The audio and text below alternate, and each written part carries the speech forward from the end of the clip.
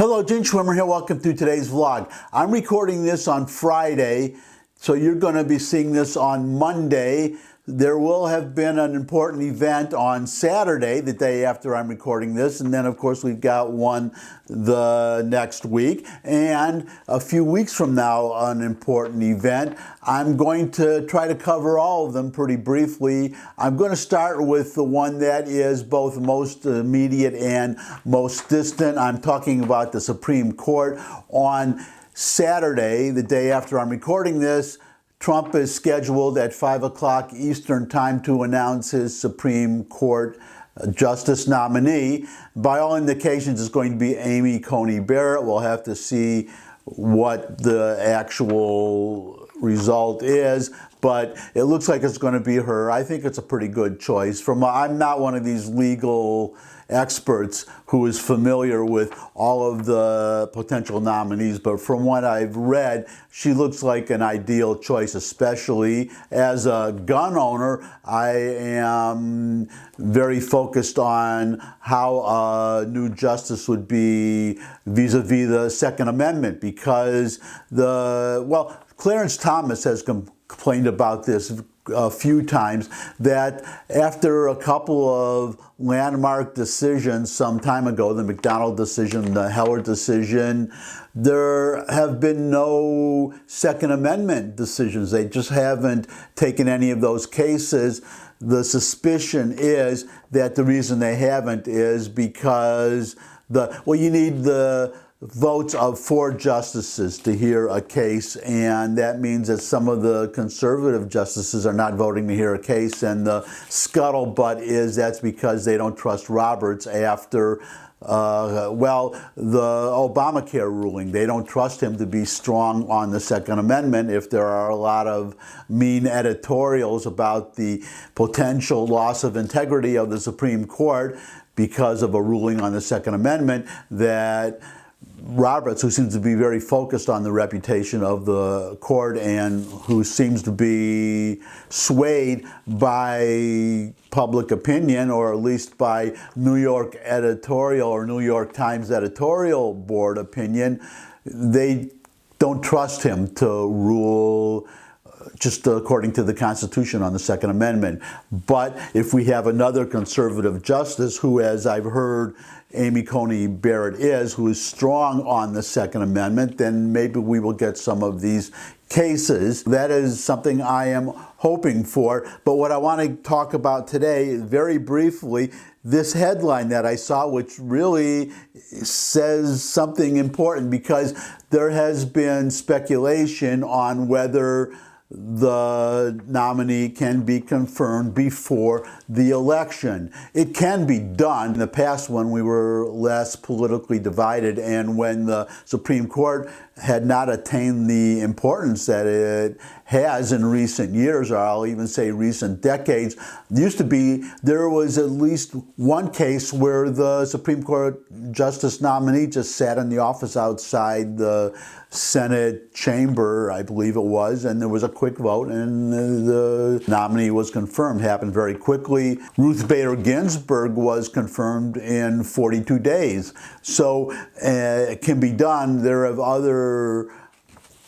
Ruth Bader Ginsburg was confirmed within 42 days. Sandra Day O'Connor, I think, was confirmed within 35 days, so it could be done. But pay attention to this headline, because it raises a very important, though I would say slightly sarcastic question. Democrats have made it clear we don't need hearings on Trump's nominee. If you skip the hearing entirely, then you could have a quick vote, go right to a vote. What this writer is saying, he's being a little facetious here, but all the Democrats have indicated that they're not going to vote for the nominee, no matter how good the nominee is, no matter how the hearings go. They have already decided not to vote for Trump's nominee. So why even have the hearing? The hearing serves no purpose, but I would counter, also sarcastically, that it does serve a purpose, which is the Democrats can use the hearings to attack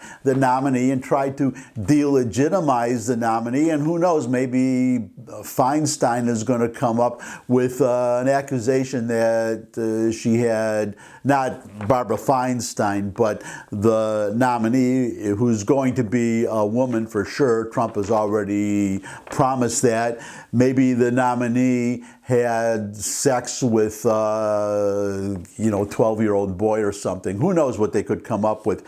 But I think they are walking a tightrope if they do that, because it would please their base. Their base wants to see that, or the extreme left of the base. They want to see the Democratic senators attack the nominee. On the other hand, what is the rest of the country going to think? I think they may be appalled, depending on how the Democratic senators behave. So that will be something to watch.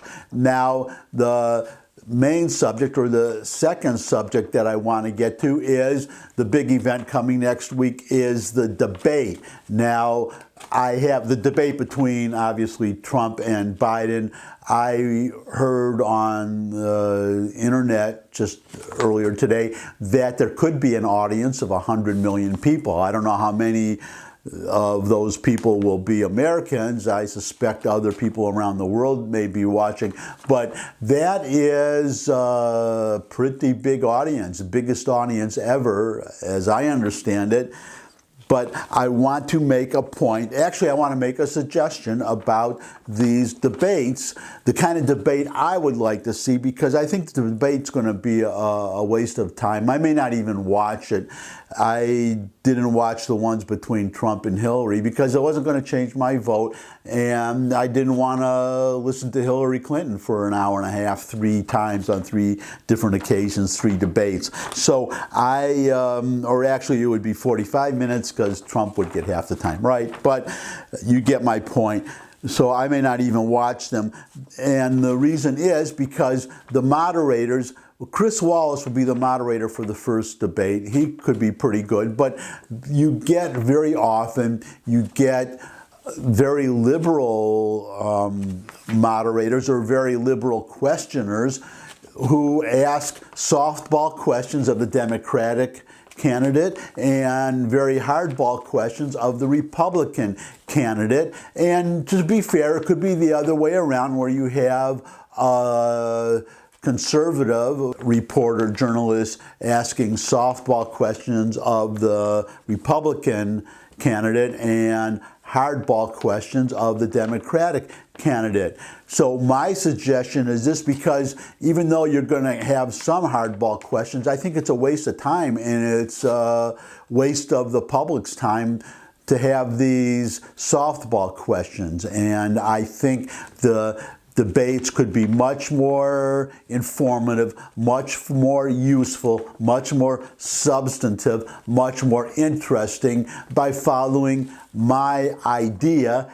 I would hope, the odds are small that somebody would see this for a future debate, but very simple. As it is now, the organization that arranges the debates, they choose the moderators. What I would do is I would have the candidates on both sides, the Republican and the Democratic candidate, agree on an even number of questioners. In other words, 2, 4, 6, whatever. And then each candidate would pick half the questioners. So if you have, say, 4 questioners, which is how it usually seems to be, then the Democratic candidate would pick 2, the Republican candidate would pick 2, and this is where my suggestion really gets to the crux of making these debates interesting and informative, which is that the Republican candidate would take questions